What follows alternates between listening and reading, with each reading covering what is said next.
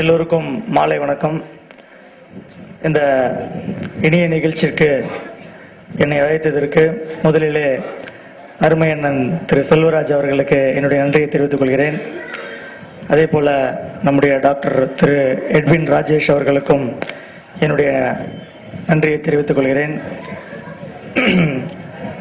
மாமன்ற உறுப்பினராகி 3.5 ஆண்டு காலத்தில் எத்தனையோ நிகழ்ச்சியில் நாங்கள் கலந்து கொண்டு அன்றாடம் எத்தனையோ நிகழ்ச்சிகளை கலந்து கொண்டிருக்கின்றோம்.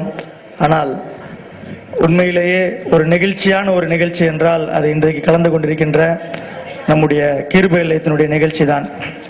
ஒரு உள்ளுணர்வோடு ஒரு ஆத்மார்த்தமாக ஒரு கலந்து கொண்டிருக்கின்ற நிகழ்ச்சி.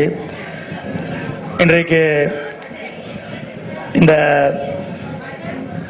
கிருபை இல்லத்திற்கு கிருபை ரீஹாபிலிட்டேஷன் சென்டர் என்று சரியான பெயரை தேர்ந்தெடுத்திருக்கின்றார்கள். காரணம், கடவுளுடைய கிருபை இந்த ரீஹாபிலிட்டேஷன் சென்டருக்கு என்றைக்குமே இருக்கும், உண்டு. அந்த காரணத்தினால தான் சரியான பெயரை தேர்ந்தெடுத்திருக்கிறார்கள். இந்த மாற்றுத்திறனாளி குழந்தைகள் எல்லாம் பார்க்கும்போது உண்மையிலேயே கண்கள் கலங்கிவிட்டன. நல்ல கடவுள் நல்ல நிலையிலே கொடுத்திருக்கின்ற குழந்தைகளை வளர்த்து ஆளாக்கி இன்றைக்கு எடுப்பதற்கு பெற்றோர்கள் எத்தனையோ விதமான சிரமங்களை நாம் படுகிறோம். ஆனால் இது போன்ற குழந்தைகளை வளர்த்து எடுப்பது என்பது உண்மையிலேயே ஒரு சவாலான நிகழ்ச்சி. அதற்கு உண்மையிலேயே அந்த குழந்தைகளுடைய பெற்றோருக்கு கடவுள் நல்ல பொறுமையையும் சகிப்புத்தன்மையும் கொடுக்க வேண்டும் என்ற ஆண்டவனிடம் நான் வேண்டிக் கொள்கிறேன். அதே போல இந்த குழந்தைகளுக்கு சொல்லிக் கொடுக்கின்ற ஆசிரியர்களுக்கும் என்னுடைய வாழ்த்துக்களை தெரிவித்துக் கொள்கிறேன்.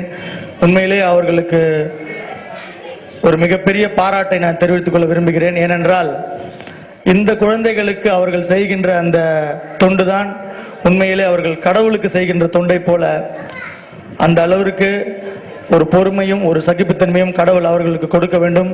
அவர்களுக்கும் கடவுள் எல்லா விதமான நல்ல விஷயங்களையும் தர வேண்டும் என்று இந்த நேரத்திலே வாழ்த்தி, இந்த கிருபை இல்லத்திற்கு என்னுடைய உதவி என்றைக்குமே இருக்கும்.